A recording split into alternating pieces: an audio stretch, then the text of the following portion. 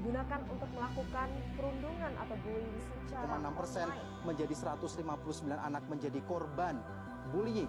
Aksi bullying ini bahkan mengakibatkan korban kritis. Sementara itu penyidik menjadi korban cyberbullying. Nah, kalian pernah gak sih lihat tindakan pembulian di sekolah atau di lingkungan sekitar? Tentu aja pernah. Mari kita bahas. Pembulian adalah tindakan kriminal yang dilakukan oleh seorang siswa kepada siswa lainnya. Bisa dari berkelompok ataupun sendiri ya guys.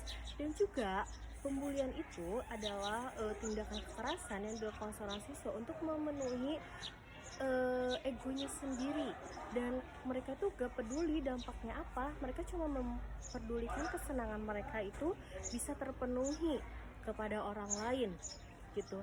Dan juga pembulian itu tidak terjadi di sekolah, bisa juga di media sosial dan juga platform-platform lainnya. Di lingkungan masyarakat pun tentu saja ada yang namanya pembulian. Sebanyak 42% pelajar itu pernah mengalami perundungan loh guys, dan juga ada 50 kasus kekerasan pada anak. Nah, contoh dari adanya bullying ini seperti kemarin, contoh dari bullying yang terjadi di media sosial.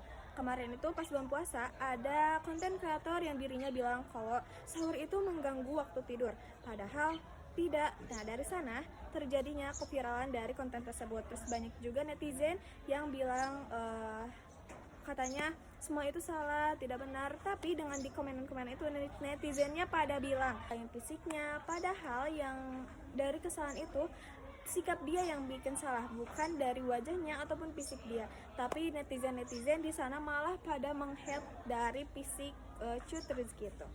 Jadi sahur tuh menurut kita agak sedikit ganggu jam tidur kita gitu, karena kita pengen tidur lebih lama. Hot take, sahur itu nggak buat semua orang, ya nggak sih? Betul. Itu ada dampak dari terjadinya bullying.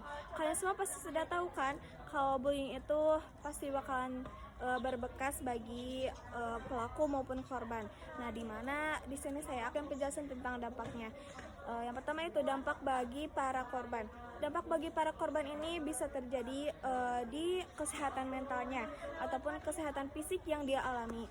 Seperti misalnya dia menjadi gangguan mental ataupun mendapatkan trauma, dia sering sekali gak mau berinteraksi dengan orang-orang, dia malah mengurung diri di rumah, dan juga bisa yang lain-lain. Nah, selanjutnya itu dampak bagi pelaku. Para pelaku juga bisa mendapatkan dampak seperti dia dijauhi orang-orang ataupun dia mendapatkan masalah dari terjadinya intimidasi atau bullying tersebut. Segitu saja guys. Dari kami sekian. Wassalamualaikum warahmatullahi wabarakatuh. Bye.